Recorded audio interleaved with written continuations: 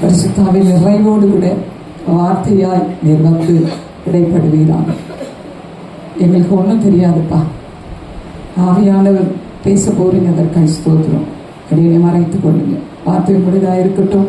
கேட்கிற பிள்ளைங்களுக்கு அது இருதயத்தில், ஆவியில், ஆத்மாவில் ஒரு பெரிய மாற்றத்தை பலனை உண்டு பண்ணி கொடுக்கட்டும். கிறிஸ்து நாமத்தில் பிதாவே, ஆமென். அல்லேலூயா. நம்ம தெய்வ செய்திக்கு நேராக கடந்து போகலாம். எங்கேயும் எனக்கு ஃபேன் வேணாம். எங்கேருந்து ஃபேன் வருது?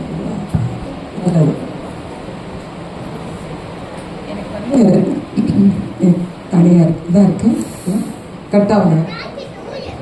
Okay, praise lord. ஹல்லேலூயா. தலைப்பு என்னப்பா? தலைப்பு என்னவா?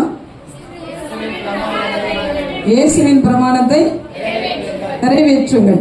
இல்லை, அந்த தலைப்பின் கீழாக தான் செய்தி போயிட்டே இருக்கு. அந்த தலைப்பின் பிரகாரம் தான் தியானிச்சுட்டு இருக்கோம். ஒரு பெரிய விஷயம் என்னன்னா, நான் செய்தியாளர் வெளியிலேருந்து வராங்க, பேசக்கூடாது, யாரும் திருப்பக்கூடாது, பேசக்கூடாது, செல்போன் பேசக்கூடாது, எழுந்து போகக்கூடாது செய்தி வேலையில், ரைட்?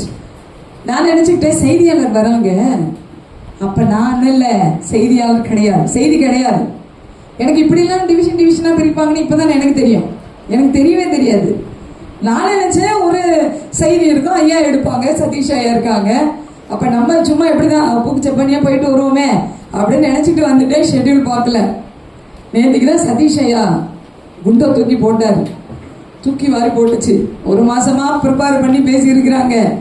என்ன ஆண்டவரே அப்படின்னு தெய்வ சமூகத்துல ராத்திரிலாம் தூக்கம் இல்லை.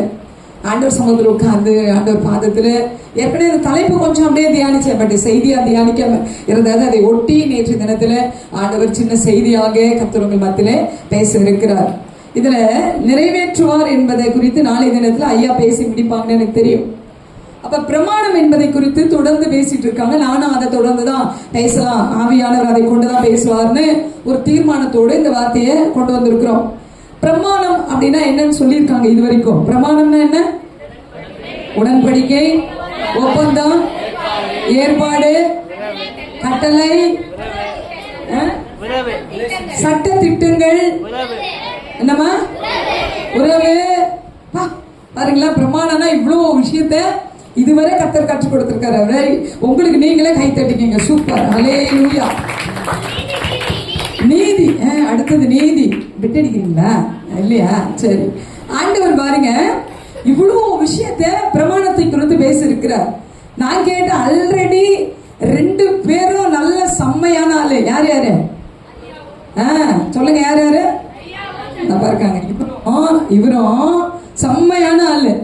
இவங்க ஆல்ரெடி என்ன பண்ணிருப்பாங்க, உள்ள இருந்து நல்லா பேத்து கொண்டு வந்து எல்லாருக்கும் கொடுத்துருக்குறாங்க. இல்ல மிச்ச மீதி தான் நான் கொடுக்க முடியும். ஆமா தானே? இருக்கிற மிச்ச மீதி என்ன செய்யலாம், டச் பண்ணி கர்த்தருடைய வார்த்தையை பெற்றுக்கொள்ளலாம் அப்படின்னு வாஞ்சியோடு கூட நான் சகோதரர் உட்கார்ந்து. அப்ப நான் தியானித்த பிரகாரம் உங்களுக்கு சொல்றேன். பிரமாணம் அப்படின்னா உடன்படிக்கைன்னு சொன்னீங்க இல்லையா? அந்த உடன்படிக்கைக்கு இன்னொரு பேர் ஒன் ஆஃப் த அக்ரிமெண்ட். அதுக்கு பேர் என்னங்க? அக்ரிமெண்ட். ஒப்பந்தம் சொன்னாங்க இல்லையா? அதை இப்படி சொல்ற அக்ரிமெண்ட். அக்ரிமெண்ட் எதுக்கெல்லாம் போடுவாங்க? அக்ரிமெண்ட் கல்யாணத்துக்கு போடுவாங்க. Very good. யார் சொன்னது? பாருப்பா. அப்புறம் என்னமா, நேற்று நடத்திட்டாங்களா? அக்ரிமெண்ட் நடத்திட்டாங்களா? அல்லேலூயா. நான் எனக்கு தெரியாதுப்பா, அதனால நான் அக்ரிமெண்ட் குறித்து தான் மறுபடியும் பேசுவேன். அக்ரிமெண்ட் நடத்தினா எனக்கு தெரியாது, ஆனா அக்ரிமெண்ட் குறித்து தான் என்ன பண்ணி இருக்கிறாரு ஆவியானவர் என் கூட பேசி இருக்கிறார். அதனால அங்க என்ன பேசுறான்னு தெரியாது, நான் கேட்கல. ஆனா இங்க என்ன பேசுறாரு பார்க்கலாம், சரிங்களா? அக்ரிமெண்ட்னா என்ன அப்படின்னு பாத்தீங்கன்னா ஒரு உடன்படிக்கை தான் இல்லையா? ஒப்பந்தம். நான் இன்னைக்கு ஒரு ப்ராப்பர்ட்டி வச்சிருக்கிறேன், அதை நான் உங்களுக்கு விற்க போறேன், ஐயா விற்க போறேன்னு வைங்க. அப்ப நான் என்ன செய்வேங்க, ப்ராப்பர்ட்டிக்கு ஒரு பத்திரம் ரெடி பண்ணி நானும் கையெழுத்து போடணும், அதுல அவரும் கையெழுத்து போடணும். 2 பேரும் கையெழுத்து போட்டால் ஒழிய அந்த அக்ரிமெண்ட் என்ன ஆகாதுங்க, செல்லுபடி ஆகாது. 2 பேரும் கையெழுத்து போடணும். இதுதான் பிரமாணம். அல்லேலூயா. இதுதான் உடன்படிக்கை. இல்ல, இதுதான் உடன்படிக்கை. அந்த 2 பேருடைய சேர்ந்ததுதான் உடன்படிக்கை. இல்ல, இந்த உடன்படிக்கை, இந்த அக்ரிமெண்ட் 2ஆ பிரிக்கிறாங்க. Old agreement, new agreement. என்னங்க? Old agreement, new agreement. புதிய ஒப்பந்தம், பழைய ஒப்பந்தம் 2ஆ பிரிச்சுட்டாங்க. இப்ப எனக்கு தெரிஞ்ச ஓல்ட் அக்ரிமெண்ட்ல எப்படி இருந்தது அப்படின்றத இப்ப சொல்ல போறேன். ஓல்ட் அக்ரிமெண்ட் அது எப்படி இருந்ததுன்னா, டூ டோன்ட்ஸ், அது மட்டும் தான். செய் செய்யாதே. ஓல்ட் அக்ரிமெண்ட்ல என்ன இருந்ததுங்க? டூ டோன்ட்ஸ், அது மட்டும் தான் இருந்தது. செய் செய்யாதே அப்படின்னு இருந்தது. செய் அப்படின்றதெல்லாம் எத்தனைங்க? 248 செய் அப்படிங்களா, 248 செய்யாதன்றதுலாம் 365 இல்ல 365 அப்படி நேற்று நைட்டு மெசேஜ் மாதிரியே இருக்கும் 365. அப்ப இந்த ரெண்டு காரியங்களை தான் கர்த்தர் வந்து என்ன செஞ்சாங்க, பழைய ஒப்பந்தத்துல, பழைய அக்ரிமெண்ட்ல, பழைய உடன்படிக்கையில, பழைய பிரமாணத்துல அவர் வந்து என்ன செய்தாரு, எழுதி வைத்திருந்தார். இதுதான் வந்து பழைய பிரமாணம் சொல்லப்படுகிறது. இந்த பழைய பிரமாணம் என்னெல்லாம் செய்யணும், நிபந்தனைக்கு உட்பட்டது. அக்ரிமெண்ட் எப்படிப்பட்டதுங்க, நிபந்தனைக்கு உட்பட்டது. இந்த ஓல்டு அக்ரிமெண்ட் எப்படி இருக்குன்னா வித் கண்டிஷன்ஸ் அப்படின்னு சொல்லப்படுகிறது. இன்னொன்னு என்னன்னா மன்னிப்பில்லாதது, நோ எக்ஸ்கியூஸ். ஓல்ட் அக்ரிமெண்ட்ல என்ன இருந்ததுங்க, நோ எக்ஸ்கியூஸ். அடிக்கடி கேசவன் ஐயா பார்க்கும்போது எனக்கு பழைய அக்ரிமெண்ட் மாதிரி தான் இருக்கும், ஓல்ட் அக்ரிமெண்ட் மாதிரி எனக்கு தெரியும் அவரை பார்த்தா. No excuse. நேற்று கூட போயிட்டு அப்படிலாம் இல்லை, அவர் வந்து சின்ன பிள்ளை, என்னையே அக்கான்னு தான் கூப்பிடுவார். அவர் வயசானவரா, என்னை எப்படி கூப்பிடுறாரு, அக்கான்னு கூப்பிடுறாரு. அப்ப அவருக்கு வயசு ஆயிடுச்சா, எனக்கு வயசு ஆயிடுச்சா, ஒத்துக்க மாட்டோம் அந்த விஷயத்த. அப்ப பாருங்க, ஓல்ட் அக்ரிமெண்ட்னா நேற்று கூட ஒரு டிராமா போறதுக்காக போய் கேட்டோம். ஒத்துக்கிட்டு திடீர்னு என்ன பண்ணிட்டாருங்க, எழுதினதேன்றாரு. அது என்னங்க, அது ஓல்ட் அக்ரிமெண்ட், எழுதினதை மாற்ற முடியாது, நோ எக்ஸ்கியூஸ் வித் கண்டிஷன்ஸ். இதுதான் அக்ரிமெண்டோட வேல்யூவான விஷயம் சொல்லப்படுகிறது. அப்ப அந்த ஓல்ட் அக்ரிமெண்ட்ல வாழ்ந்தவங்க யாருன்னா யூதர்கள். ஓல்ட் அக்ரிமெண்ட்ல இருக்கவங்க யாருங்க, யூதர்கள். நம்ம நல்ல வேலை அதுல இல்ல, நல்ல கைய தட்டுகளை எப்படி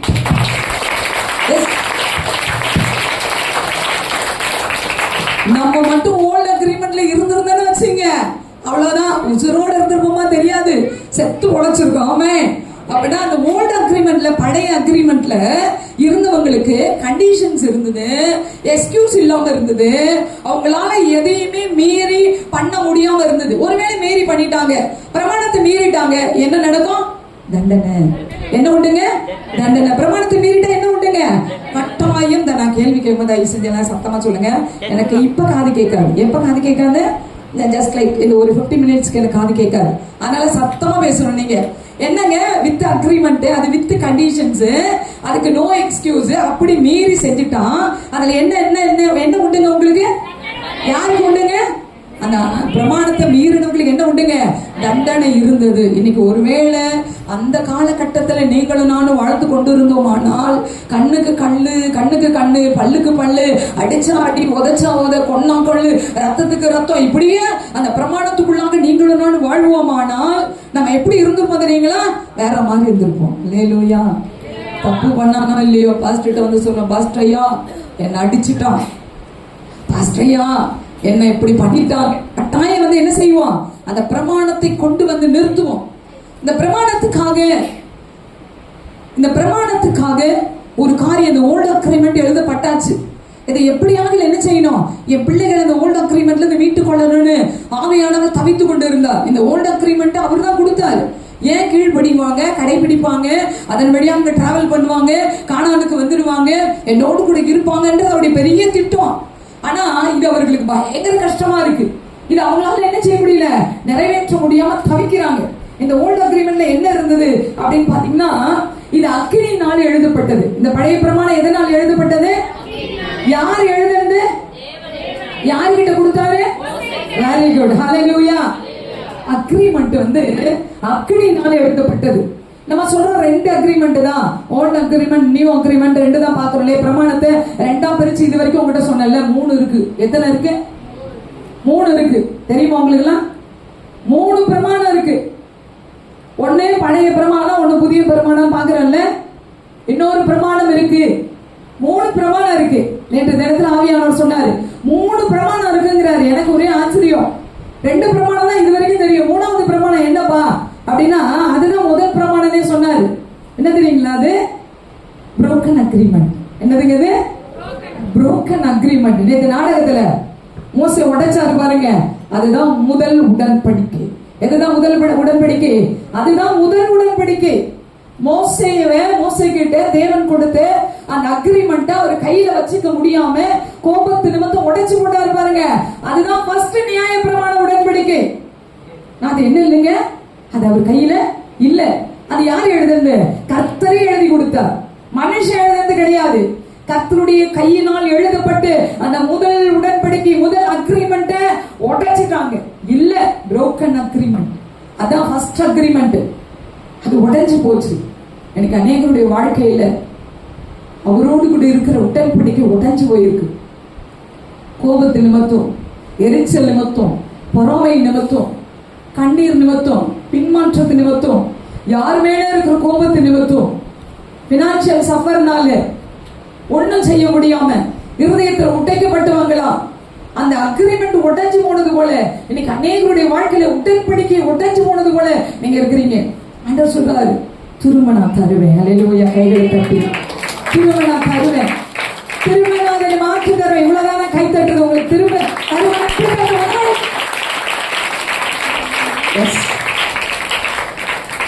எப்படி தரணுமா? நான் போன இடத்துல அவங்க சொல்றது அழுத்தம். மெடிக்கல் ஃபீல்ட்ல இருக்கிறோம். கையில எத்தனை விரல் இருக்கு? எத்தனை விரல் இருக்குப்பா? உங்களை கேட்கிறேன், எத்தனை விரல் இருக்கு? 10 விரல் இருக்கு. Very good. இந்த 10 விரலோட நரம்பெல்லாம் ஒரு இடத்துல போய் கனெக்ட் ஆகுது. இந்த ஹார்ட் இருக்கு இல்லையா, இந்த ஹார்ட்ல 4 அறை இருக்கு. 4 அறை இருக்கு. இந்த 4 அறையில என்ன இருக்கணும்னு பார்த்தா மார்க்கு, மத்தேயு, லூக்கா, யோவான் இருக்கணும். ஆமா தானே? வேற யாரும் இருக்கக்கூடாது. குப்புசாமி, முனுசாமி, ராமசாமி எல்லாம் உள்ள இருக்கக்கூடாது. இந்த பக்கம் அனிஷா, பொனிஷா எல்லாம் யாரும் இருக்கக்கூடாது. யாருதான் இருக்கணும்? 4 அறையில 4 சுவிசேஷம் நிரம்பி இருந்தா நீங்கள நானும் தெய்வ பிள்ளை அடையாளம் காட்டப்படலாம். அப்ப அந்த 4 அறையும் நல்லா இயங்கணும். அதுக்கு 66 நரம்புகள் கனெக்ட் ஆகுதான். அந்த 4 அறைக்கு எத்தனை நரம்புகள் கனெக்ட் ஆகுதுங்க? 66 நரம்புகள் கனெக்ட் ஆகுது. அப்படி 66 என்பது எதை குறிக்கிறது? நல்லா சொல்லுங்க. மொத்த பைபிள். அல்லேலூயா. மொத்த பைபிள். நம்ம சரீரத்துல பைபிள் ரிலேட்டடா நிறைய விஷயம் இருக்கு. அப்ப 66 நரம்புகள், 4 அறைகள். இதை கனெக்ட் பண்றது எது தெரியுமா? உங்க கையில இருக்கிற 10 விரல் தான்.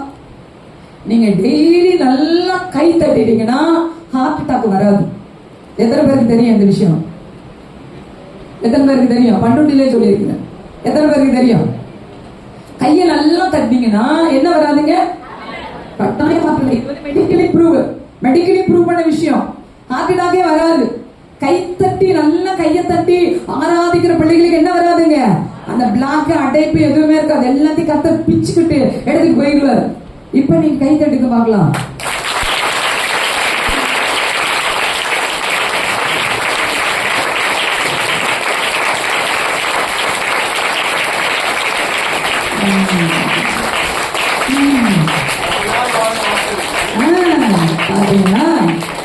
கர்த்தருடைய வார்த்தையை சொல்லி உங்களுக்கு புதிய உடன்படிக்கை கொடுப்பான்னு சொல்றேன். இப்படி தட்டுறாங்க. எப்படி தெரியுங்களா? இப்படி இப்படி இப்படி இப்படி இப்படி இப்படி தட்டுறாங்க. ரொம்ப நாள் வாழலாம்னா அல்லேலூயா. ஆனா நான் சொன்னது உண்மைதான். நீங்க ரொம்ப நாள் வாழ்வீங்க. அல்லேலூயா. சுகமா இருப்பீங்க. அல்லேலூயா. நல்ல பலனோடு, சுகத்தோடு, ஆயுசு நாட்களோடு பரிபூர்ணமான வாழ்நாளை கர்த்தர் உங்க வாழ்க்கையை கட்டவிழ்த்து தருவாரா? ஆமென். அல்லேலூயா. நிச்சயமா தருவார். இந்த புரோக்கன் அக்ரிமெண்ட் சொன்ன இல்லையா, உடைஞ்சு போன ஒரு அக்ரிமெண்ட். அந்த உடைஞ்சு போன அக்ரிமெண்ட் அது கோபத்துலதான் மோசே உடைச்சுட்டார். கோபம் வந்துச்சு. இங்க கண்ணுக்குட்டியை வச்சுக்கிட்டு ஆடினாங்க. பார்த்தாரு, என்ன செய்யறதுன்னு தெரியல. அவர் கையில் இருக்கிறது வெளியேற பெற்றது. அவர் கரத்தினால் எழுதப்பட்டது. கர்த்தரே கையில கொடுத்தது. இதை உடைக்க கூடாது என்ற நினைவோடு கூட வாழ வேண்டிய ஒரு மனுஷன் தான். ஆனா என்ன செஞ்சுட்டாருங்க? கோபத்து நிமித்தம் போட்டு உடைச்சா தூள் தூள் ஆயிடுச்சு. ஆண்டவர் பார்த்தாரு, என் பையனுக்கு எத்தனை தடவை சொன்னாலும் கோபம் தான் வரும் போல இருக்கு. இவன் கொஞ்சம் கோபக்காரன் தான், இவனை பார்த்து தான் ஹேண்டில் பண்ணணும். அப்படியே ஒரு டிசைன் பண்ணிட்டு மோசே கூப்பிடுறாரு. மோசே, சீனாய் மலைக்கு ஏறிவான்னு சொல்லும் பொழுது அவர் மட்டும் கூப்பிடல. நல்லா வாசிங்கன்னா தெரியும், ஆரோனை கூட்டி கொண்டு மேல வாழ்வாரு. ஆனா இவர் என்ன பண்ணிடுவாருங்க? ஆரோனை விட்டுட்டு தான் மேல வருவார். இவர் மேல போயிட்டு எல்லாம் ஆண்டவரோடு கூட 40 நாள் முகமுகமா பேசுறாரு. ஆண்டவர் உடன்படிக்கை கொடுக்கிறாரு. அப்படி தேவன் இப்படி மோசே அக்னிமயமா இறங்கி வந்து அவர் சொல்ல இவர் எழுத, அவர் சொல்ல இவர் எழுத, அவர் சொல்ல இவர் எழுத, அது மோசையினால் கையினால் எழுதப்பட்ட நியாயப்பிரமாணமாக அக்ரிமெண்டாக அது அவர் கையில வந்துச்சு. அல்லேலூயா. ஆமென். தேவனுடைய மகா பெரிய கிருபைன்னு சொல்லலாம். இல்ல, 2 வார்த்தையை பேசினார். ஐயா நேத்து சொன்னாங்க, ஜனங்கள்லாம் கத்திட்டாங்க, ஐயோ சாமி எங்களால முடியாது, ஆண்டவரே பேச வேண்டாம். இன்னைக்கு சிலர் ஜெபிக்கும் போது அப்படிதான் சொல்றாங்க, நீ வேண்டவே வேண்டாம், இயேசுவே வேணாம், எங்க குடும்பத்துக்கு அவரே வேணாம். ஜெபிச்சால் நான் உங்களெல்லாம் சொல்ல ஜெபிச்சாலே, நான் உபத்திரம் வந்த போது ரட்சிக்கப்பட்ட புதுசுல உபத்திரம் வந்த உடனே நான் சொன்னேன், இயேசுவே எனக்கு வேணாம். அப்ப உருவங்கள் வழிபடக்கூடாதுன்னு தெரியாது. எங்க வீட்டுல ஒரு சின்னதா இயேசு போட்டோ அதை தான் வச்சு வணங்கிட்டு இருந்தேன். நான் அந்த போட்டோவை பிடிச்சி கிழிச்சிட்டேன்.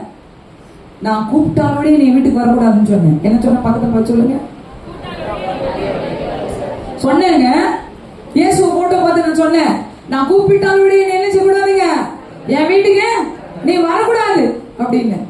மரணத்துக்கு போய் மரணத்திலிருந்து பிறகு ஆண்டவரை நீ எழுப்பி உட்கார வச்சு, அதுக்கப்புறம் மனம் திரும்ப வச்சு, இப்ப முட்டி போட்டு பைபிளை தூக்கிட்டு இயேசு கூப்பிட வச்சுட்டாரு. அல்லேலூயா, அல்லேலூயா, அல்லேலூயா.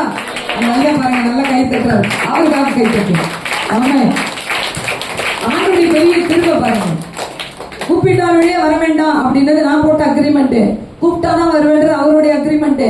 அது கரெக்டா செல்லுபடியாச்சு. நான் கூப்பிட்டேன், அதனால என் வாழ்க்கையில அவர் வந்துட்டாரு. ஆமென்.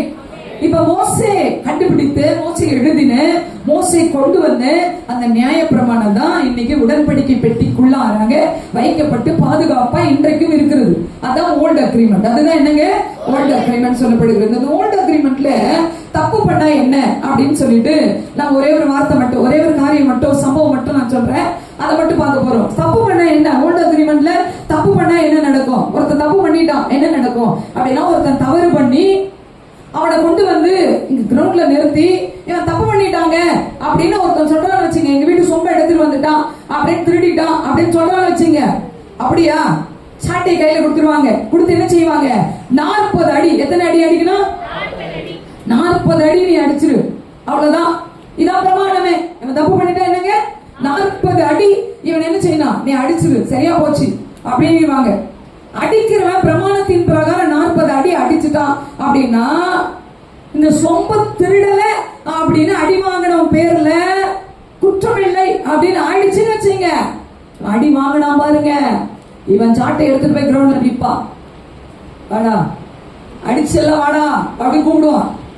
அடி வாங்கினா இல்லையா அவன் கூப்பிடுவான், நான் எனக்கு திருட இல்ல, வா பிரமாணத்தின் பிரகாரம் திரும்ப நீ அடி வாங்கணும் அப்படின்னு நிப்பான் பாருங்க. அதான் பிரமாணம். அடிக்கு அடிதான் பிரமாணம். ஆனா அதுவே ஒண்ணு இருக்குதுங்க, 39 அடிச்சான்னு வச்சுங்க, அவன் குற்றவாளியும் காட்டப்பட்டால் கூட அவன் திரும்பி அடி வாங்க கூடாது. அது வேற கதை, அதுக்கு நம்ம போக வேண்டாம். அப்ப பிரமாணம் என்ன சொல்லுகிறது, ஓல்ட் அக்ரிமெண்ட் என்ன சொல்லுகிறது, அந்த உடன்படிக்கை என்ன சொல்லுகிறது அப்படின்னா, தப்பு பண்ணா தண்டனை தான் சொல்லி கொடுத்தது பழைய ஏற்பாட்டுல. ஆமே, இது தப்பு பண்ணா என்னதான் தண்டனை தான் அப்படின்னு சொல்லி கொடுத்தது. இப்ப இந்த ஓல்ட் அக்ரிமெண்ட்ல எந்த யுகத்துல இந்த ஓல்ட் அக்ரிமெண்ட் வந்தது, இந்த எந்த யுகத்துல நியாய பிரமாணம் வந்தது, எத்தனை யுகங்கள் அப்படின்னு நீங்க வாசிச்சிருக்கீங்க. யுகங்கள் அப்படின்னு இருக்கு, எத்தனை யுகங்கள். யுகம்னா என்னப்பா, யுகம்னா என்ன, காலகாலமாய், காலகாலமாய் அப்படின்னு சொல்றோம் இல்லையா, ஆண்டாண்டு காலமாய் அப்படின்னு கூட வச்சுங்க, ஆயிரம் காலமாய் அப்படின்னு கூட வச்சுங்க. அப்ப யுகம் யுகமாய் இது ஒரு காலமா பிரிஞ்சுட்டே வந்தது. இது எத்தனாவது யுகத்துல வந்ததுன்னா 4வது யுகத்துல வந்தது. யுகங்கள்லாம் சொல்றேன், நீங்க அப்படியே காதல மட்டும் வாங்க, கடகடன்னு சொல்றேன். ஃபர்ஸ்ட் வந்து அறியாமையின் யுகம். அது வந்து ஆதியாகமம் 2ஆம் அதிகாரம் வரைக்கும் தான் அறியாமையின் யுகம். 2ஆம் அதிகாரம் 25 வசனம் வரைக்கும் தான் அறியாமையின் யுகம் அப்படின்னு சொல்லப்படுகிறது. 2வது மனசாட்சியின் யுகம். என்னங்க, மனசாட்சியின் யுகம். இது ஆதியாகமம் 3ல இருந்து 9வது அதிகாரம் வரைக்கும் சொல்லப்படுகிறது. மனித அரசாட்சியின் யுகம் 9ஆம் அதிகாரத்திலிருந்து 17வது அதிகாரம் வரைக்கும் மனித அரசாட்சியின் யுகம் அப்படின்னு சொல்லப்படுகிறது. இப்ப 4வது நியாய பிரமாணத்தின் யுகம். யாத்திராகமம் 20ஆம் அதிகாரம் 1ல இருந்து ஸ்டார்ட் ஆகும். நியாய பிரமாணத்தின் யுகம் இதுதான். 5 என்னன்னு பாத்தீங்கன்னா சபையின் யுகம். அதுக்கு இன்னொரு பேரு கிருபையின் யுகம்னு அர்த்தம். 6வது உபத்திரவ யுகம், அதுக்கு வரப்போகுது. அது அப்போஸ்தலர் 2 முதல் வந்து சபையின் யுகம். உபத்திரவ யுகம் வந்து வெளிப்படுத்தல் 4ல இருந்து ஸ்டார்ட் ஆகுது.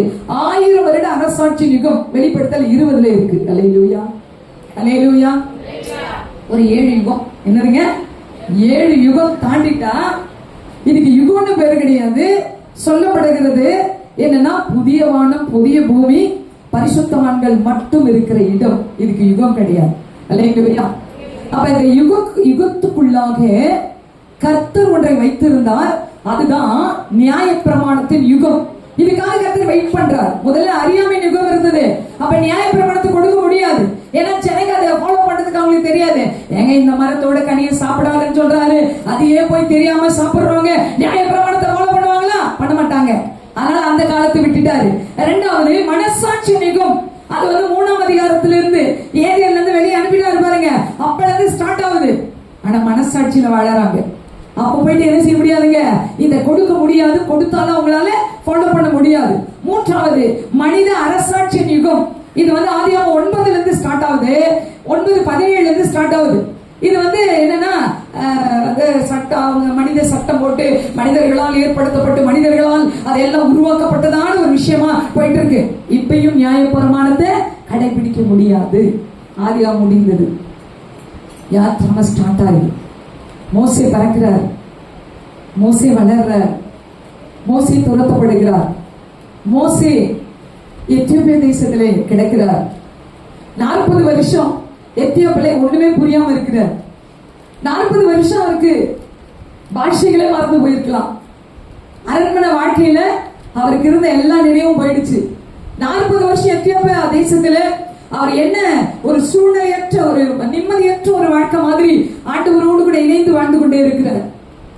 எப்பொழுது என் சொந்த தேசம் போவேனோ அப்படிங்கிற நினைவு மாதிரி 40 வருஷம் கழிச்சு கர்த்தர் மோசேயை அழைத்தார். அல்லேலூயா, அல்லேலூயா. கையை தட்டினா உங்களுக்கு நீங்களா என்ன பண்றீங்க? மோசே அழைக்கிறார் கர்த்தர். மோசே என்ன செய்யறாருங்க, அழைத்து ஓகை பர்வதத்தில் கர்த்தர் சந்தித்து அவர் வேணாம் வேணும்னு சொல்லி அவர் பெரிய ஒரு ஃபைட்டிங்கோட அவர் வெளியே கூட்டிட்டு வந்து அங்க வந்து ஏகப்பட்ட வேலை செஞ்சு அதுக்கப்புறம் அங்கிருந்து எங்க கூட்டிட்டு வந்துட்டாங்க, கானான் தேசத்தை நோக்கி பயணப்பட்டு வெளியே வந்துட்டாங்க.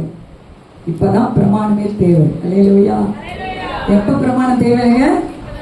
எந்த மனுஷனும் அரசாள முடியாத போது, எந்த மனிதர்களும் வழி சொல்ல முடியாத போது, எந்த மனிதர்களும் உணவு கொடுக்க முடியாத போது, எந்த மனிதர்களும் நடுவழியில காப்பாற்ற முடியாத போது, எது அவர்களை காப்பாற்றினதுன்னா இந்த உடன்படிக்கை தான் அவர்களை காப்பாற்றுகிறது. ஆமென். அல்லேலூயா, அல்லேலூயா.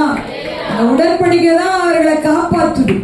இந்த உடன்படிக்கை தான் என்ன செய்யுங்க, அவர்களை காப்பாற்றி அங்க அவர்களை வாழ வைக்கிறது. ஆமென். அல்லேலூயா.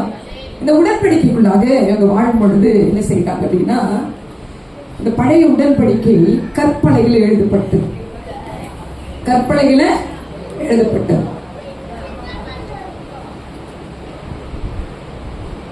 இந்த பழைய உடன்படிக்கை என்ன செய்யணும், குற்ற மனசாட்சியோடு வாழ செய்கிறது. எதை விட குற்ற மனசாட்சியோடு கூட வாழ செய்யுது. ஓல்ட் அக்ரிமெண்ட் என்னத்தை கொடுக்குதுங்க, குற்ற மனசாட்சி. ஒருத்தன் வந்து பாவம் பண்ணிட்டான், உடனே வீட்டுக்கு போவான்.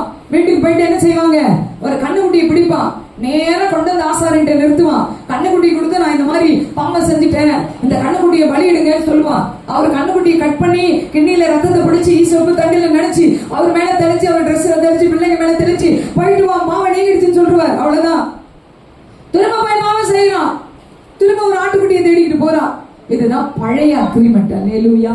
இதான் என்னங்க, பழைய அக்ரிமெண்ட். இந்த அக்ரிமெண்ட்டுக்குள்ளதான் அந்த ஜனங்கள் வாழ்ந்து கொண்டே இருந்தாங்க. இயேசு கிறிஸ்து ஒரு முறை ஆலயத்துக்கு வரும்பொழுது எல்லா பழையெல்லாம் கவுத்து போட்டார். சாட்டை எடுத்து எல்லாரும் கொறுக்கிறார். தெரியுமா? எத்தனை பேருக்கு தெரியும்? கை தூக்குங்க. ஆலயத்தையே ரொம்ப ரொம்ப ரொம்ப அட்டகாசம் பண்ணார்.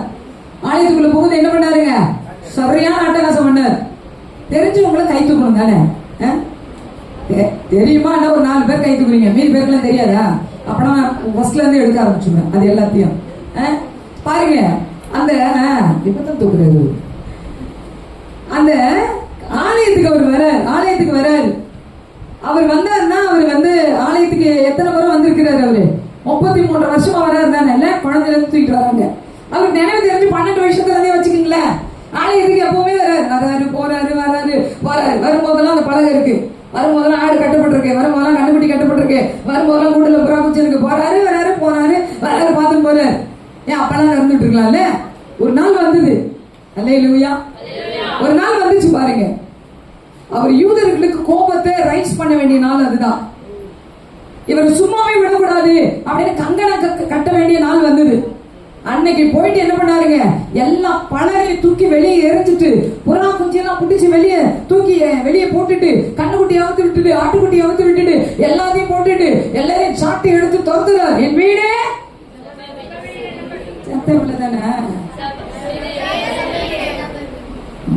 இன்னைக்கு வெயில்ல போட. என் வீடு சகல ஜனங்களுக்கு செப வீடு எனப்படும் சொல்லிட்டார். போட வெளியில அப்படியே துரத்துற. ஏன் அப்படி துரத்துற? அவரு எல்லா நாளும் பார்த்தாரு தானே.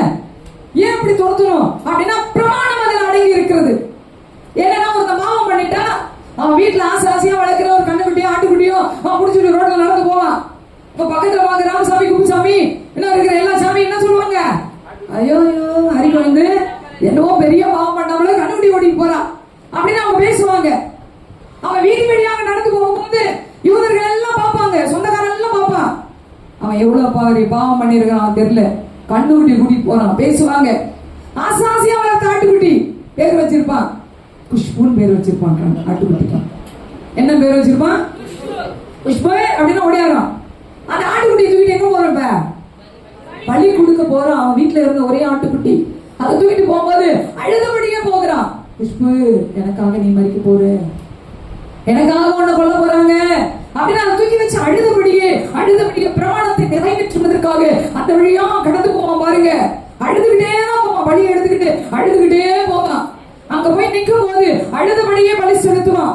அந்த ரத்தம் மேல படும் பொழுது குத்தப்பட்ட இருதயத்தோடு தன்னை ஒப்பு கொடுப்பான். இனி பாஸ் செய்யக்கூடாது அப்படின்னு ஒப்பு கொடுப்பான். ஆனா திரும்ப செய்வான், அது வேற விஷயம். இது பிரமாணத்தில் ஒரு வகை, பிரமாணத்தில் ஒரு வழி. ஆனா என்ன செஞ்சுட்டாங்க? எல்லாரும் காலம் மாறிச்சு, எல்லாருக்கும் பணம் வந்துருச்சு, எல்லாருக்கும் கோட்டு வந்துருச்சு. இப்ப கோட்டு பாக்கெட்ல பணம் வச்சுக்கிறோம். நேரம் போய் சதி செய்யாதான் ஆடு விற்கிறாரு வச்சுங்க, இவர் கண்ணி குட்டி விற்கிறாரு வச்சுங்க, ஆமா அவர்கிட்ட போயிடும். அவர்கிட்ட போய் என்ன செய்யறாங்க? நேரம் நான் என்ன செய்யறேன்? பாவம் செஞ்சுட்டேன், சைட்ல காசு கொடுத்துட்டேன் 1000 ரூபாய், ஐயா அவர்கிட்ட ஒரு ஆட்டை கொடுத்து அனுப்பிடுங்க, அவ்வளவுதான். ஜான்சன் ஒரு மாட்டை கொடுத்து அனுப்பிடுங்க சொல்லிட்டு நான் எங்க போயிட்டேங்க? நேரம் பலி கொடுக்கிற இடத்துக்கு நேரம் நான் போய் நிக்கிறேன். இப்ப எனக்கு பாவ உணர்வே கொஞ்சம் கூட இல்லை. எனக்கு என்ன இல்லைங்க? பாவ உணர்வு அற்று போய், பாவ உணர்வே இல்லாம, பாவ சிந்தை செய்து, அந்த பாவம் செய்து அந்த குற்ற உணர்வே இல்லாம நான் எங்க போய் நிக்கிறேங்க? அந்த இடத்துல பலி கொடுக்கிற இடத்துல போய் நிக்கிறேன். யாரோ வளர்த்த ஆடு அறுக்கிறான், யாரோ வளர்த்த கண்ணுக்குட்டி அறுக்கிறான், ரத்தத்தை எடுத்து தெளிக்கிறான் என் மேல. ஆனா ஒரு உணர்வு எனக்கு இல்லை, ஒரு உணர்வு எனக்கு வரல. பிரமாணத்தை மீறி செய்த காரியம், பிரமாணத்தை தீட்டுப்படுத்தின காரியம். ஓல்ட் அக்ரிமெண்ட்ல இப்படி ஒரு காரியத்தை குலைத்து போட்டதற்காக இயேசு கிறிஸ்து என்ன செய்தாருங்க? சாட்டை எடுத்தார். அல்லேலூயா, அல்லேலூயா, அல்லேலூயா. என்ன செய்தாருங்க? ஒரு கதை தெரியுமா உங்களுக்கு? ஒரு கதை தெரியுமா? ஒரு அப்பா நம்ம ஜோபி மாதிரி ஒரு பிள்ளைக்கு வந்து பர்த்டே, அவங்க அப்பாட்ட போய் கேட்டான், எனக்கு வந்து அப்பா கிஃப்ட் வேணும்பா அப்படின்ட்டான். உடனே அவர் என்ன 500 ரூபா கொடுத்து ஒரு 5000 ரூபா கொடுத்து பெட் ஷாப்ல போயிட்டு நீ பிடிச்ச நாய்க்குட்டி கேட்டல வாங்கிக்கடா அப்படின்ட்டு வேக வேகமா ஒரு கட்டவை எடுத்துட்டு போயிட்டான். ஒரு பேக் எடுத்துட்டு போனா அழகா ஒரு புஸ் புஸ் புஸ் வெள்ளை கலர்ல, அது பேர் என்னமா, வெள்ளை கலர்ல ஒரு நாய்க்குட்டி வேணுட்டான். ஓகேவா? புஸ் புஸ் வாங்கி வந்துனே இருக்கான். கிரவுண்ட்ல பசங்க விளையாடிட்டு இருந்தாங்க, பாத்துக்காங்க. ஏய் எங்கடா போற? ஏய் எனக்கு பர்த்டே எங்க அப்பா நாய்க்குட்டி வாங்கி கொடுத்தாரு தெரியுமா, காட்டு. அப்படியே திறந்து பார்த்தாங்க, நாய்க்குட்டி சூப்பரா இருக்குது. இவனை அப்படியே கவர் பண்ணி கொஞ்சம் இடத்துல கொண்டு போயிட்டாங்க. நாய்க்குட்டி எடுத்து பத்திரமா ஒருத்தன் வச்சுக்கிட்டு அங்க வெள்ளை பன்னிக்குட்டி பேஞ்சுது, அதுக்குள்ள வச்சுட்டான்.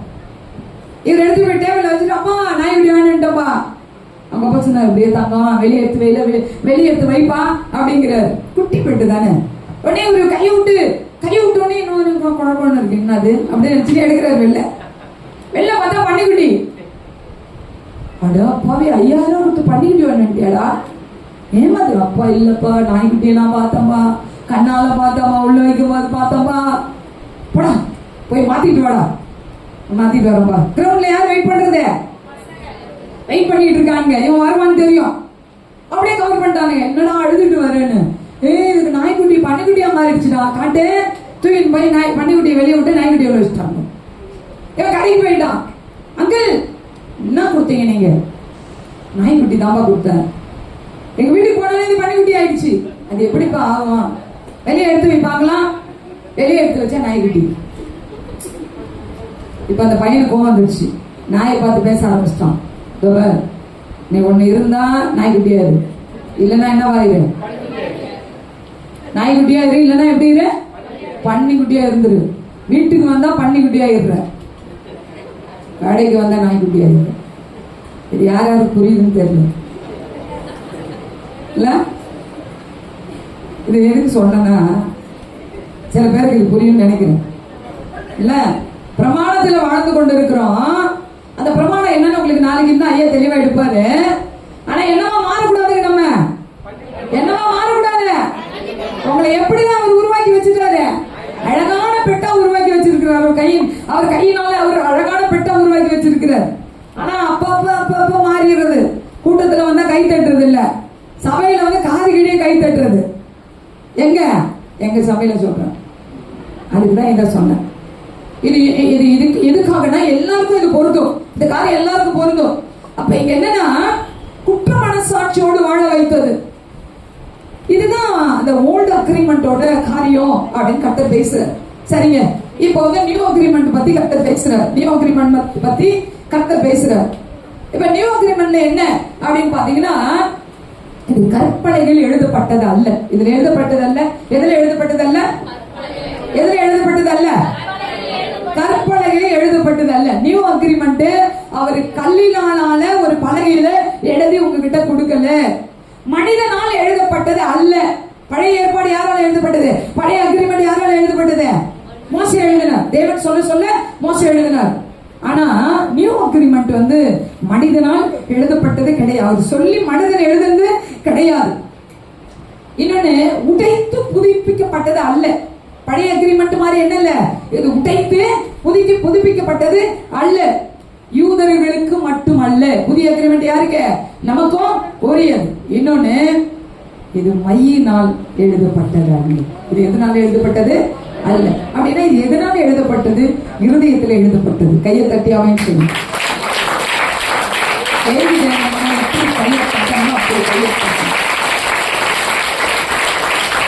இது எதனால எழுதப்பட்டதுங்க? இருதயத்துல எழுதப்பட்டது. பலகையில கிடையாது, இருதயத்துல. இது வந்து எனக்காக எழுதப்பட்டது. புதிய உடன்படிக்கை யாருக்காக எழுதப்பட்டதுங்க? எனக்காக எழுதப்பட்டது. இன்னொன்னு என்னன்னா, அவர் உடைந்து எனக்காக எழுதப்பட்டது. அல்லேலூயா. உடைத்து எழுதப்பட்டது அல்ல, அவர் சிலுவையிலே உடைந்து எனக்காக எழுதப்பட்டது.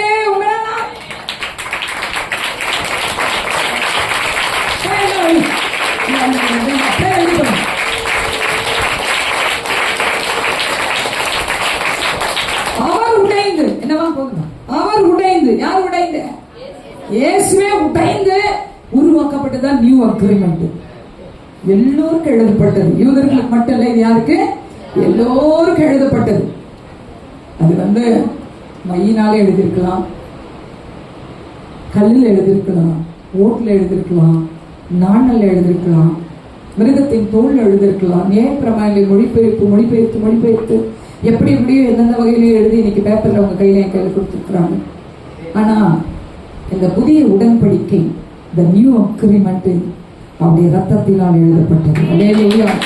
யாருடைய ரத்தத்தினாலே? கர்த்தராகிய இயேசு கிறிஸ்துவின் ரத்தத்தினாலே உங்களுக்காக எனக்காக எழுதப்பட்ட அது உங்க கையில என் கையில கொடுக்கப்பட்டிருக்கிறது. ஆமென். அல்லேலூயா. அல்லேலூயா. பழைய உடன்படிக்கையில மனுஷனா பார்த்தது, புதிய உடன்படிக்கை என்னை நீதிமானா பார்க்கிறது. ஆமென். என்ன எப்படி பாக்குறீங்க? நீதிமானா பார்க்குது, நீதிமானா பார்க்குது, நீதிமானா பார்க்குது. பழைய உடன்படிக்கை என்னை மனிதனாக பார்த்தது, புதிய உடன்படிக்கை என்னை மனவாட்டியாக பார்க்கிறது. ஆமென். எத்தனை பேர் விசுவாசிக்கிறீங்க? என்னை எப்படி பாக்குறீங்க? மனவாட்டியா பாக்குது. என்ன அதுதான் மனவாட்டியா பாக்குது. வேதவசனங்களுக்கு நேரா கடந்து போகலாம். யாத்திராமா பெரிய பெரிய வேதவசனங்கள் வேண்டாம், சின்ன சின்ன வேதவசனங்களா வாசிக்கலாம். சரிங்களா? மத்தேயு 5:17-18. மத்தேயு 5:17-18.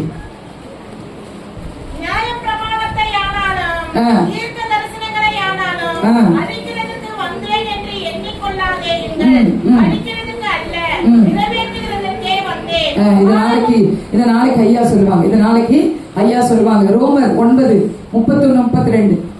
ரோமர் 9:31-32.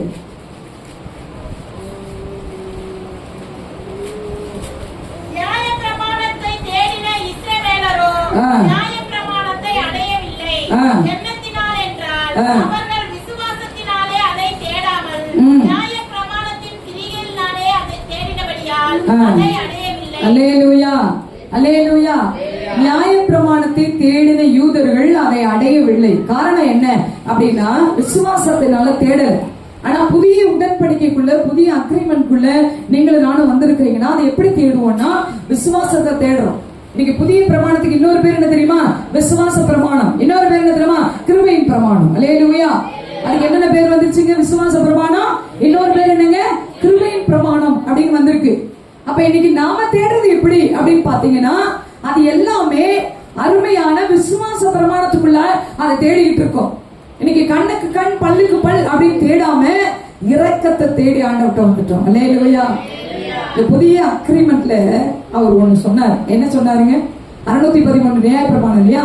2 தேவனே நேரா கொடுத்தது. 613 மோசே மூலமா கொடுத்தாரு. ஆனா கர்த்தர் அப்படி எப்படியே எல்லாத்தையும் ஃபில்டர் பண்ணி நமக்குலாம் கொஞ்சம் மனப்பாடம் பண்றதுக்கு ரொம்ப டைம் ஆகும், சொல்ல மாட்டோம். இதெல்லாம் ஆண்டவருக்கு தெரியும். அப்படியே சுருக்கி சுருக்கி 10 ஆக்கி 10 எத்தனை ஆக்கிட்டாருங்க? 2 எத்தனை ஆக்கிட்டாருங்க?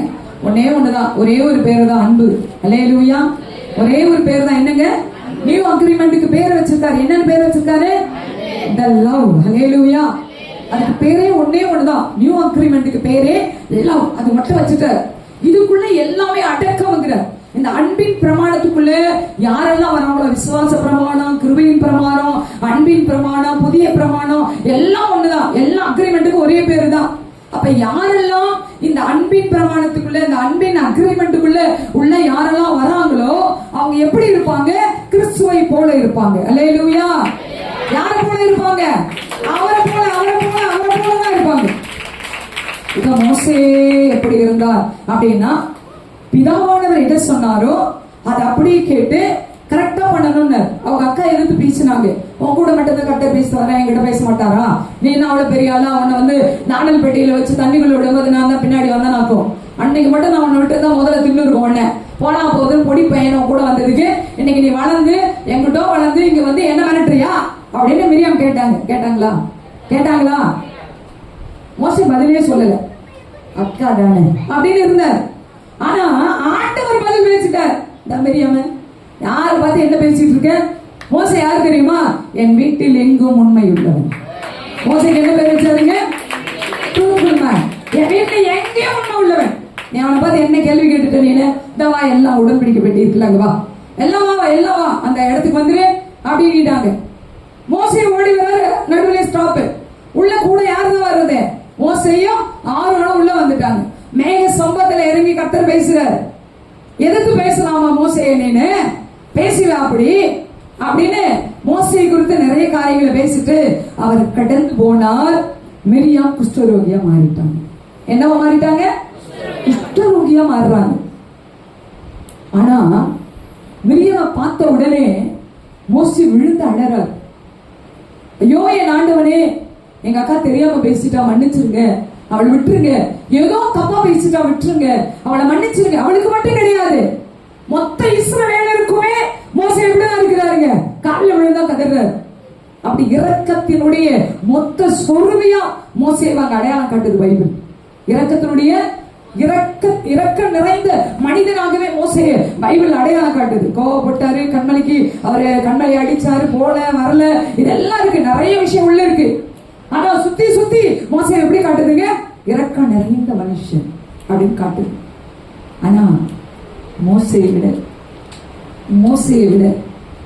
1000 மடங்கு, லட்சம் மடங்கு, கோடி மடங்கு, ஏன் அதற்கு மேல இரக்கம் உள்ளவர் இயேசு கிறிஸ்து. அல்லேலூயா, அல்லேலூயா, அல்லேலூயா. அவரை விட இல்ல, எல்லாரை விட இரக்கம் உள்ளவர் இயேசு கிறிஸ்து. அந்த இரக்கத்தினாலும் அவருடைய ரத்தத்தினாலும் எழுதப்பட்டதா என்னதுங்க? புதிய உடன்படிக்கை. ரத்தத்தினாலே எழுதப்பட்ட, ரத்தத்தை பேனாக்குள்ள மையா போட்டு அந்த ஒரு அக்ரிமெண்ட் அடிச்சு அதுக்குள்ள கையெழுத்து போட்டு கொடுத்திருக்காரு. ஆமென், அல்லேலூயா, அல்லேலூயா. ஒரு அப்பா இருக்கிறார். அவர் என்ன பண்ணிட்டாருங்க? ஒரு பெரிய லேண்ட், ஒரு 5 ஏக்கர் நிலம் இருக்கு. அது வந்து ஒரு அக்ரிமெண்ட் போட்டு கொடுக்கிறார். என்ன அக்ரிமெண்ட் போட்டு கொடுக்கிறாருன்னா, இந்த பணத்துக்கு இந்த லேண்டை நான் விற்கிறேன் அப்படின்னு அவர் அக்ரிமெண்ட் போட்டு கையெழுத்து போட்டு கொடுக்குறாரு. அந்த லேண்ட் டாக்குமெண்ட் அவங்க வச்சிட்டு இருக்காங்க. இல்ல செட்டரேட் பண்ணல. இப்ப ஃபுல் செட்டரேட் ஆகுது, ஃபுல் செட்டில்மெண்ட் ஆகுது. செட்டில்மெண்ட் ஆன உடனே அவர் தன் மகனை நோக்கி, அப்பா நான் கையெழுத்து போட்டுட்டேன், இனிமே நீ என்ன பண்ணலாம், நீ கையெழுத்து போடணும் அப்படிங்கிறார். தன் மகன் கையெழுத்து போட்டு கொடுக்கிறார். அந்த அக்ரிமெண்ட்ல தன் மகன் கையெழுத்து போட்டு கொடுக்கிறார். இப்பதான் அந்த சொத்து அவருக்கு உண்மையாக செல்லுபடி ஆகிறது. நான் கேட்கிறேன், அந்த பழைய அக்ரிமெண்ட்டை நீங்க என்ன செய்வீங்க? அந்த ஓல்டு அக்ரிமெண்ட் என்ன பண்ணுவீங்க? அப்பா செட்டில்மெண்ட் ஆகிறதுக்கு முன்னாடி ஒரு அக்ரிமெண்ட் கொடுத்தா தெரியுமா, என்ன பண்ணுவீங்க? என்ன செய்வீங்க?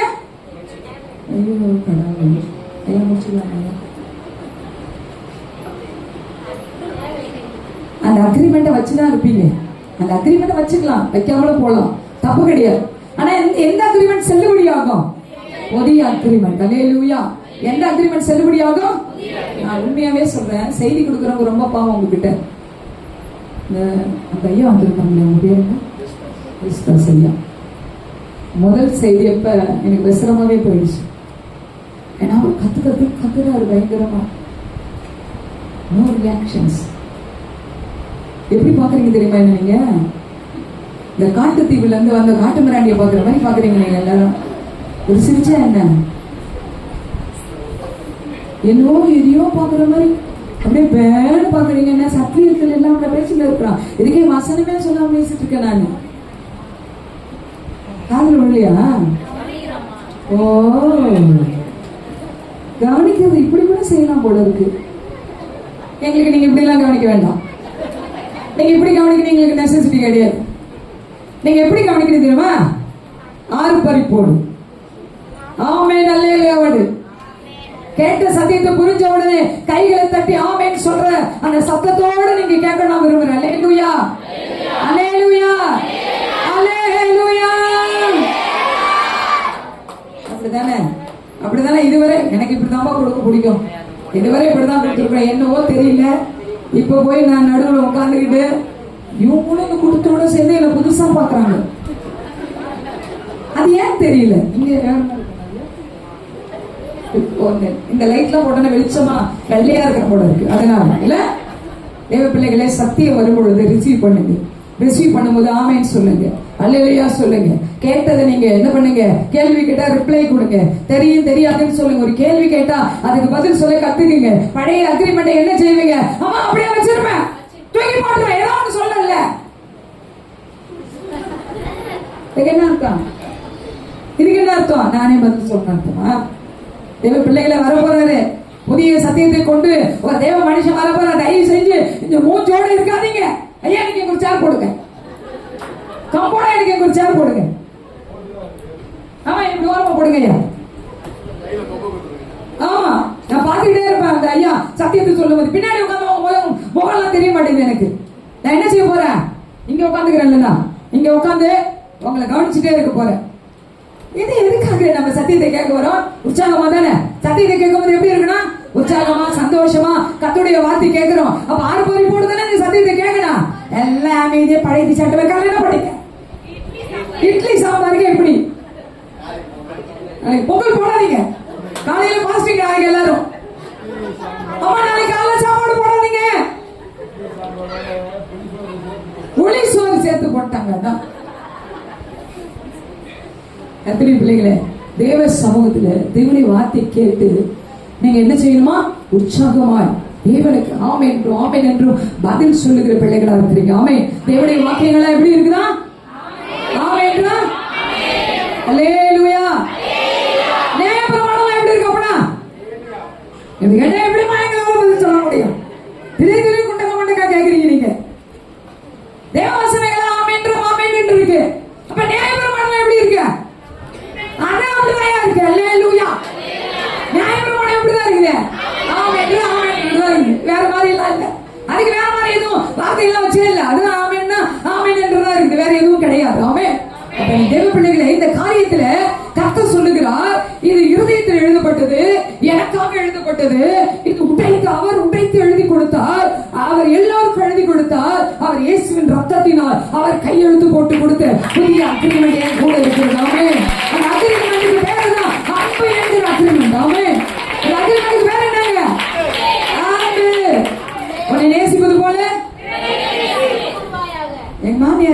முடியாது என்னால.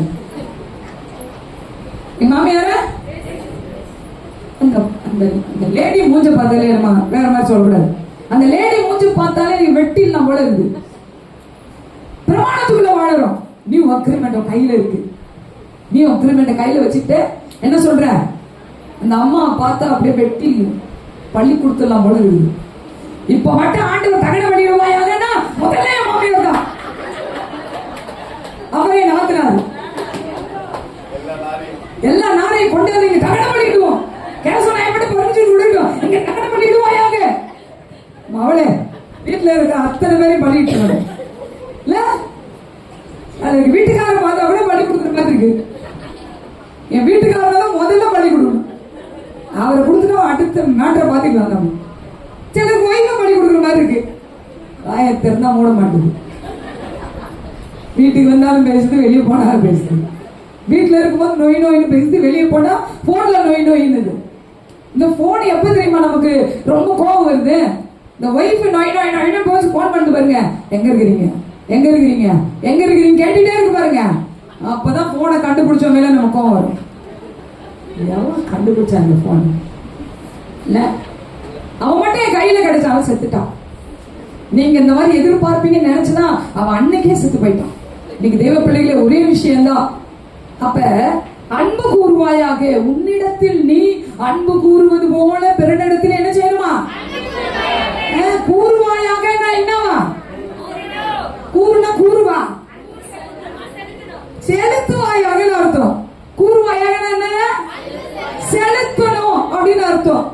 அப்ப அன்பு செலுத்துறதுக்கு முன்னாடி அவங்கள மன்னிக்கணும். என்ன செய்யணும்? இந்த நியூ அக்ரிமெண்ட் கையில வாங்கிட்டோம். இந்த நியூ அக்ரிமெண்ட் சொல்லுது, உன்னிடத்திலே அன்பு கூறுவது போல பிறனிடத்தில் அன்பு கூறுவாயாக அப்படின்னு சொல்லுது. இதை நான் செய்யறதுக்கு இதுக்கு முன்னாடி எனக்கு ஒரு அந்த பிரமாணத்துக்கு முன்னாடி ஒரு விஷயம் இருக்கு. என்னன்னா மன்னிப்பு. அல்லேலூயா.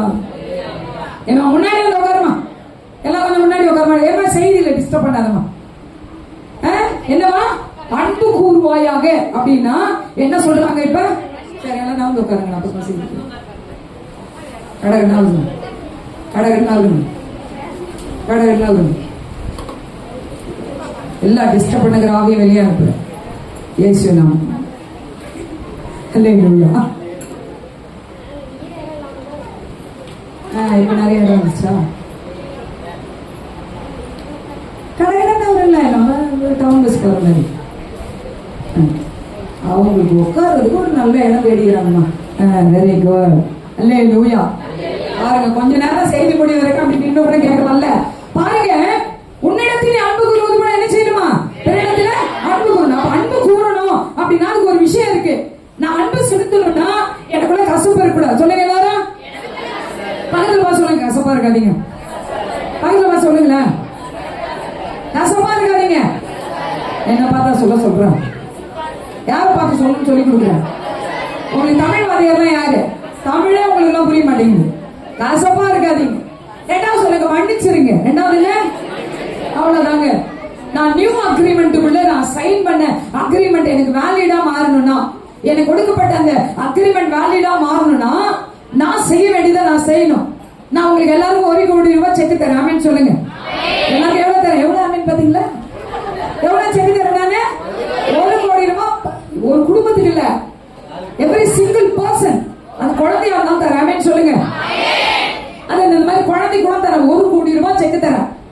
இப்ப செக் எடுத்துட்டு போய் பச தடவி செவுத்துல ஒட்டிடணும். எஸ், கரெக்டா? நான் சொல்றது கரெக்டா? பச கடையில சாப்பாடு குழைச்சு என்ன பண்ணுங்க, செக்கு பின்னாடி தடவி செவுத்துல ஒட்டிடணும். டெய்லி வாங்கணும். பாஸ்டர்மா 1 கோடிக்கு செக்கு. நான் கோடீஸ்வரன். நான் யாருங்க? கோடீஸ்வரன். ஐயோ, எனக்கு பாஸ்டர்மாவுக்கு ஒரு அக்ரிமெண்ட். எனக்கு 1 கோடி செக்கு கொடுத்தாங்க. நான் கோடீஸ்வரன். கடன்காரன் வந்து கேட்பா, ஏமா 10,000 வாங்கினே கொடுத்தா? 1 கோடி செக்கு வீட்டுல இருக்கு. 10,000 வீடு தேடி வரும் போறோம். வரலன்னா நாளைக்கு வந்து கேளு. வரல என்னமா 10,000? நான் கோடீஸ்வரன். இங்க வந்து பாரு, 1 கோடி செக்கு மண்டையில வைப்பாரு. என்ன தெரியுமா? மண்டையில வைப்பான். மூளை இருக்கா அவனுக்கு? செக் வாங்கிட்டு கொண்டு போய் பேங்க்ல தான் போடணும். எங்க போடணும்? பேங்க்ல கொண்டு போய் என்ன செய்யணும்? போட்டேன்னா என் அக்கௌண்ட்ல பல கோடி பணம் இருக்கு. ஆமீன் சொல்லுங்க. அந்த பல கோடி பணத்துல உனக்கு 1 கோடி போயிடும். ஆமீன் சொல்லுங்க. அல்லேலூயா. இப்ப 10,000 என்ன எவ்வளவு கேட்டா நீ கொடுக்கலாம். ஆமா தானே? இதாங்க நியூ அக்ரிமெண்ட். அல்லேலூயா. இதான் நியூ அக்ரிமெண்ட். உங்க கையில கொடுத்துட்டார்.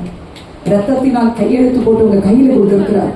இதை எங்க கையில வச்சுட்டு இன்னும் எனக்கு வாழ தெரியல, இன்னும் எனக்கு நல்ல இன்னும் ஆண்டவருக்குள்ளாக எனக்கு பிழைக்க தெரியல, இன்னும் நான் எப்படி இருக்கணும்னு எனக்கு தெரியல, இன்னும் நான் எப்படி பிழைப்பேன் எனக்கு தெரியல சொல்லிக்கிட்டே இருக்க பாருங்க. இது செவுத்துல ஓட்டின செக்கு மாதிரி, செவுத்துல ஓட்டின செக்கு மாதிரி. அப்ப உங்களுக்கு எனக்கும் அந்த கையெழுத்து போட்ட உடன்படிக்கையின் பத்திரம் வீட்டுல இருக்கு. அதை எடுத்துட்டு போய் எங்க டெபாசிட் பண்ணோம்? பேங்க். எது? உங்க இருதயம் தான். எது பேங்க்? இப்ப உங்க இருதயம். பிரமாணத்தை இருதயத்தில் ஏற்றுக்கொண்டு அந்த இருதயத்திலிருந்து கசப்பை வெளியே போட்டுட்டு மன்னிப்பை வெளியே கொடுத்துட்டு அந்த பிரமாணத்தை முழுசா நிறைவேற்றுவீர்களானால் அதை என்ன செய்யுங்க?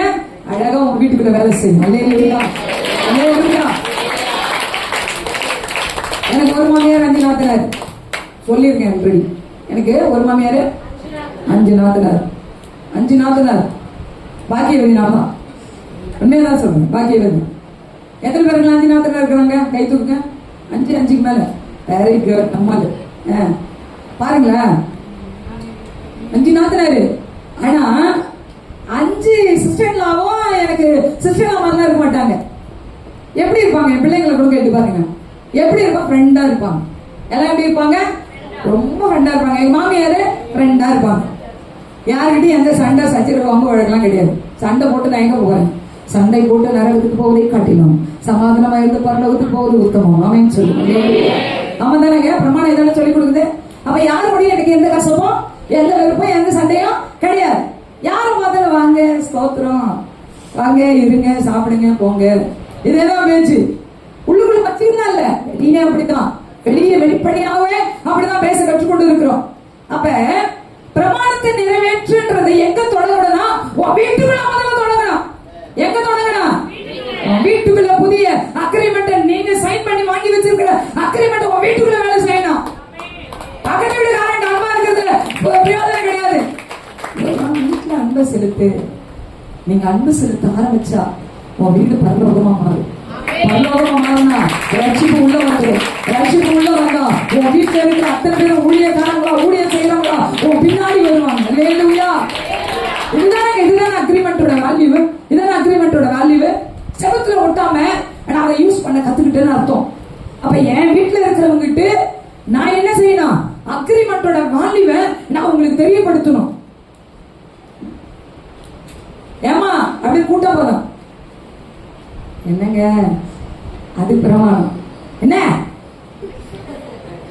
இது? என்னங்க இதுக்கு பேர் வைக்கலீங்க? அதுக்கு என்ன ஒரு பேர் வைப்போமா? நான் பிரமாணம். அதுக்கு நான் பிரமாணம் பேர் இல்ல. Invalid agreement. அதுக்கு பேர் என்னங்க? Invalid agreement. எங்க எப்பவும் டென்ஷன் இருக்குதா? ஆனா அந்த டென்ஷன்ல கிறிஸ்துவ வெளிப்படுத்தணும் கர்த்தர் சொல்றார். அல்லேலூயா. சிலுவையில் வரும்போது இயேசுக்கு டென்ஷன் இல்லையா? சிலுவைக்கு போகும்போது இயேசுக்கு டென்ஷன் இல்லையா? அவரை பிடிக்கும் போது அவருக்கு டென்ஷன் இல்லையா? அவரை காரி முகத்துல உமிழும் போது டென்ஷன் இல்லையா? அவரை சாட்டையில் அடிக்கும் போது அவருக்கு டென்ஷன் இல்லையா? அவரை கொண்டு போய் குற்றப்படுத்தினாங்க டென்ஷன் இல்லையா? அவரை கன்னத்தில் அருணாங்களே டென்ஷன் இல்லையா? அவரை நிர்மாண கோலமாக்கினாங்களே டென்ஷன் இல்லையா? ஏன் அவர் அமைதியா இருந்தார்? பிரமாணத்தை நிறைவேற்றினார். அல்லேலூயா.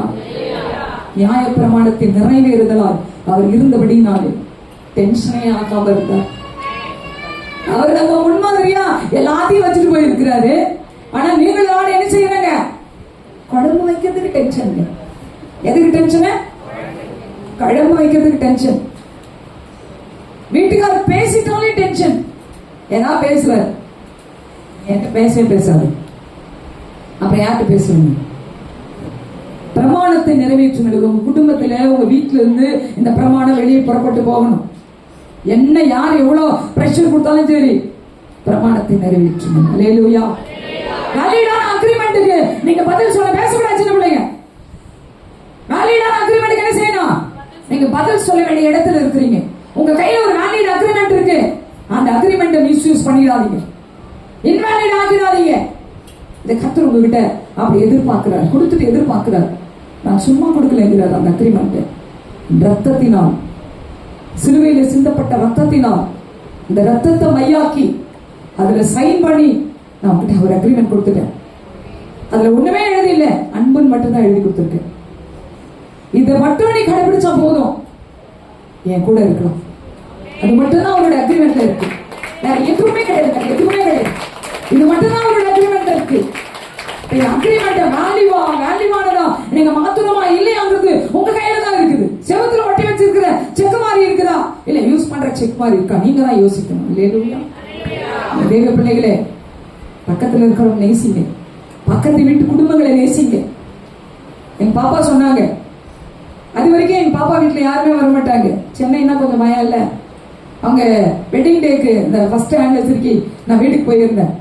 கேக்கு வெட்டியாச்சு, யாருமே இல்லை. மாப்பிள்ள, நானு, எங்க அம்மா, பாப்பா, இன்னொரு குட்டி பாப்பா ஒன்று சாப்பிட்டுட்டோம். கேக் அப்படியே இருக்கு. பார்த்தேன்னு கேக் அப்படியே இருக்கு. கதவு திறந்த வழி பார்த்தா 10 பிள்ளைங்க விளையாடிட்டு இருக்கு. நான் சொன்னேன், பாப்பா அந்த பிள்ளைங்களை கூப்பிடலாமா? வராதுங்கம்மா, ஏன்னா சிட்டி சைடுல வரமாட்டாருங்க, கொடுத்தாலும் வாங்காதுங்கம்மா அப்படின்னுச்சு.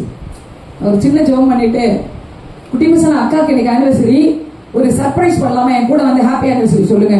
10 கூட வந்துருச்சு. எத்தனை வந்துருச்சு? 1 கூட டிராப் பண்ணல, 10 கூட வந்துருச்சு.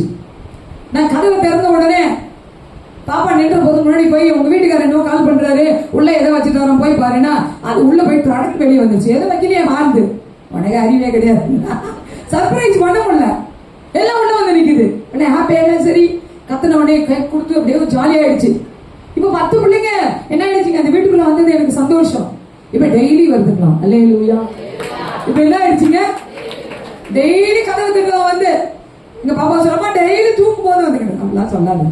தண்ணி கேட்கறாங்க, ஒரு கேன் தண்ணி வாங்கி வெளியே வச்சிரு, செக்கு போடு, பிள்ளைங்க குடிச்சிட்டு போட்டும், உள்ள வராதன்னு சொல்லக்கூடாது, பிள்ளைங்களுக்கு கொடுக்கலாம், நீ செய், ஒன்னும் தப்பு இல்லப்பா அப்படின்னு பிள்ளைங்க சொல்லி. எதுக்காக சொன்னா, இன்னைக்கு அந்த சிறு பிள்ளைகளுக்கு அந்த அன்பை கற்றுக் கொடுக்கறதுக்கான ஒரு வழியை ஆவியானவர் அங்கே ஏற்படுத்தி கொடுத்திருக்கிறார். அல்லேலூயா. அன்பின் பிரமாணத்துக்குள்ள நீங்கள நானே இருக்கிறோம் அப்படின்னா, அந்த பிரமாணத்தை கற்றுக்கொண்டவர்களாய் அதுக்குள்ள வளரவங்களா நீங்கள நான் இருக்கணும் கர்த்தர் விரும்புகிறார். ஆமென். அல்லேலூயா. ஒரே ஒரு வசனத்தை மட்டும் வாசித்து முடிக்கலாம். எபிரேயர் 7:18-19. எபிரேயர் 7:18-19. சீக்கிரமா சொல்லுங்க.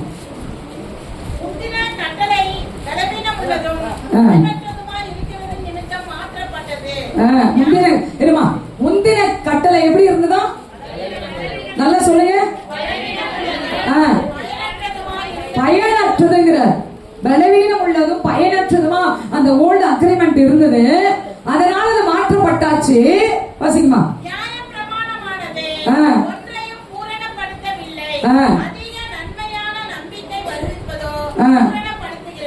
ஆமா,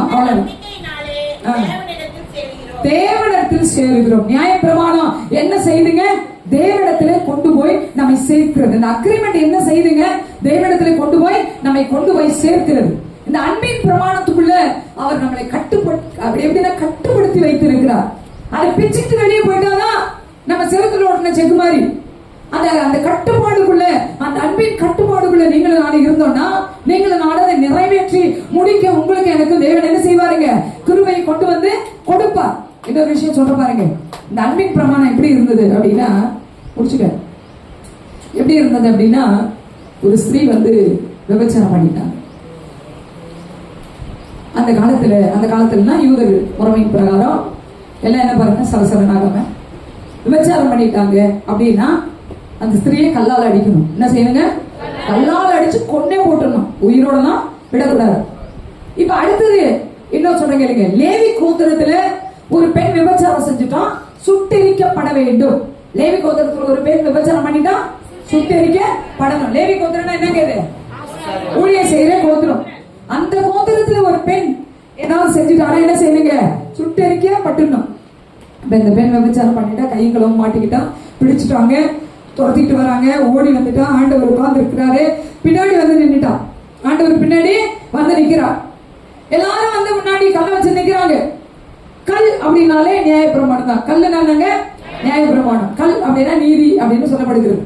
அப்ப அந்த கல்லை வச்சு நிக்கிறாங்க, நியாயப்பிரமாணம் தான் அதுக்கு பேரு. கல்லை வச்சு நிக்கிறாங்க, நியாயப்பிரமாணத்தை கையில எடுத்துக்கிட்டாங்க.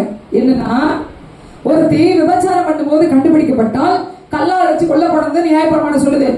நீங்க தான் போதகராச்சுதே, நீங்க என்ன சொல்றீங்க அப்படின்னு கேள்வி கேட்கிறாங்க. இப்ப அவர் ஒண்ணும் சொல்ல முடியாது. அவர் கீழே பார்த்துட்டு மணல் எழுதுறாரு. மணல் எழுதிட்டு அடிச்சு பதில் டக்குன்னு சொல்ல மாட்டார். நம்ம ஏசு கிறிஸ்து தெரியுமா உங்களுக்கு? உங்களை மாதிரி என்ன மாதிரிலாம் கிடையாது. பட பேச்சதுக்கு 100 கேள்வி கேட்டாலும் சிம்பிளா ஒரு பதில் சொல்லுவாரு. டச்சுன்னு இருக்கும் அந்த பதில், படிச்சுன்னு வச்சுன்னு இருக்கும் அந்த பதில். அப்ப இவங்க ஏகப்பட்ட கொஸ்டின் ரைஸ் பண்ணிட்டாங்க. இப்ப அந்த அம்மா முன்னாடி இயேசு கிறிஸ்து, அந்த அம்மா பின்னாடி முன்னாடி அவங்களுக்கு முன்னாடி ஜனங்கள்லாம் நிக்கிறாங்க. கற்பனையில பாத்துக்கங்க, எல்லாம் நிக்கிறாங்க, கல்ல வச்சு நிக்கிறாங்க எல்லாரும். இப்ப கீழே உட்கார்ந்தவரு எழுதுறாரு. கீழே உட்கார்ந்தவர் என்ன செய்யறாருங்க? எழுதுறாரு. நான் என்ன யோசிச்சேன்னா, குப்புசாமி மார்ச் 3ஆம் தேதி இந்த பொண்ணு வீட்டுக்கு நீ போனியே, ராமசாமி மார்ச் 18ஆம் தேதி இந்த பொண்ணு வீட்டுக்கு நீ போனியே, கலியமூர்த்தி கோச்சிக்கதிங்க பேர் இருந்தா மே 1ஆம் தேதி இந்த பொண்ணு வீட்டுக்கு நீ போயிட்டு வந்தியே, ராமலிங்கம் இந்த இடத்துக்கு நீ 2 நாள் போயிட்டு வந்தியே அப்படின்னு எழுதி அவர் அழிகிறார். அழிகிறாரு. முன்னாடி நின்று பாருங்க குப்புசாமி ராமசாமிலாம் பார்த்துட்டான். அவங்க கண்ணுக்கு மட்டும் தான் தெரியுது. மச்சான் என் பாவத்தை அப்படியே எழுதிட்டாருடா. நீ 3ஆம் தேதி போனியா, நான் 18ஆம் தேதி போனதை எழுதிட்டாருடா. கல்ல போட்டு போயிடலாமா? போடலாம். அதுக்கு மேல அவமானப்பட முடியாது. அப்புறம் என்ன, நம்ம அந்த இடத்தெல்லாம் புட்டு வச்சுட்டா போடுற கல்ல ஒவ்வொருத்தரும் போட்டான். கல்ல போட்டு என்ன பண்ணிட்டான்? இவர் கீழே இருந்து குடிஞ்சிட்டு நிமிர்ந்து பார்த்தா எல்லாம் கல்லு மட்டும் தான் கிடைக்கிற ஆளை காணும். அல்லேலூயா. பிரமாணத்திற்கான கல்லு மட்டும் அங்க கிடைக்கிறது. பிரமாணத்தை சுமந்து வந்த நபர்கள் அங்க ஒருவரும் இல்லை, எல்லாரும் போயிட்டாங்க. அந்த பொண்ணு முன்னாடி குட்டி போட்டா. அவர் சொன்னார், நானும் உன்னை நியாயம் தீர்ப்பதில்லை. என்ன சொன்னாருங்க? அதுல நானும் உன்னை, அதுல நானும் ஏன் சொல்லணும்? நானும் உன்னை நியாயம் தீர்ப்பதில்லைன்னா எனக்கு நியாயம் தீர்க்க சகல அதிகாரமும் எனக்கு இருக்கு. நான் பாவமற்றவன், குற்றமற்றவன். ஆனா நான் உன்னை நியாயம் தீர்க்க மாட்டேன். இனி பாவம் செய்யாது, ஓ பிழைச்சுக்கோ. அல்லேலூயா. இதான் அன்பு. என்கிட்ட பாவமே இல்லை. ஒருத்தர் நியாயம் தீர்க்க எனக்கு 100% ரைட்ஸ் இருக்கு. ஆனா நான் நியாயம் தீர்க்கல. நான் விட்டுட்டேன். அந்த மகன் மேல இருந்த அன்பு. என் ஆடு, நான் உருவாக்கின ஆடு, என் பிள்ளை, என்னால் உருவாக்கப்பட்டவள். ஏதோ தப்பு பண்ணிட்டா, ஏதோ தெரியாம பண்ணிட்டா, அவளை நான் மன்னிக்கதானே வேணும். நான் பிரமாணத்தை கையில் எடுக்க கூடாது. இல்ல நான் பாவம் பண்ணவில்லை என்றாலும் அப்ப நான் அவளை மன்னிக்கிறேன். இதுதான் அன்பு. அல்லேலூயா. தப்பு இருக்கோ இல்லையோ மன்னிச்சிருங்க. ஆமென் சொல்லுங்க. தப்பா இருந்தாலும் மன்னிங்க. ஆமென் சொல்லுங்க.